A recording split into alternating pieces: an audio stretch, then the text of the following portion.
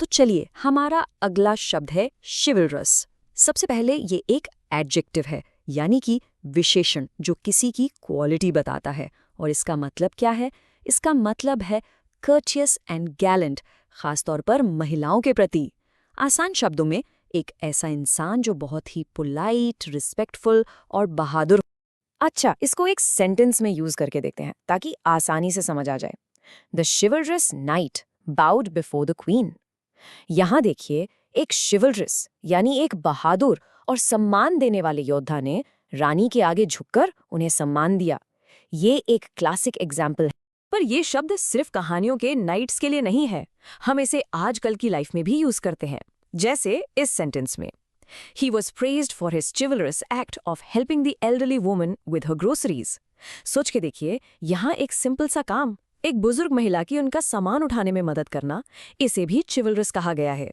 तो कोई भी छोटा सा एक्ट ऑफ काइंडनेस chivalrous हो सकता है। चलिए एक और सिचुएशन देखते हैं। It was chivalrous of him to offer his jacket to her on the cold evening।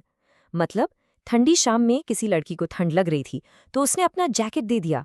कितना केयरिंग और रिस्पेक्टफुल जेस्चर है ना? ऐसे ही जेंटलमैनली कामों को हम chivalrous कहते हैं।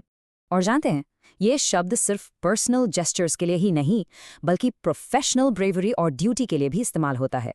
जैसे आपको ये न्यूज़ रिपोर्ट्स में भी मिल सकता है। For example, the fire department was commended for the cruise chivalrous conduct during the rescue operation.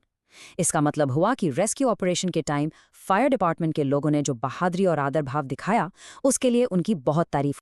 तो अब जब आप इस वर्ड का मतलब समझ गए हैं, चलिए इसकी वोकैबुलरी थोड़ी और बढ़ाते हैं। देखते हैं इसके सिनोनिम्स, यानी इससे मिलते जुलते शब्द। ये हैं गैलेंट, जेंटलमैनली, ऑनरेबल और कर्टियस। और अब देखते हैं इसके एंटोनिम्स, यानी इसके ऑपोजिट वर्ड्स। वो हैं रूड, डिस्कर्जिव, बूरिश और इम्पोलाइट। तो चिवलरस होने का मतलब इन एंटोनिम से बिल्कुल अलग होना है। बस आज के लिए इतना ही। मिलते हैं नेक्स्ट वीडियो में। Happy learning. Bye bye.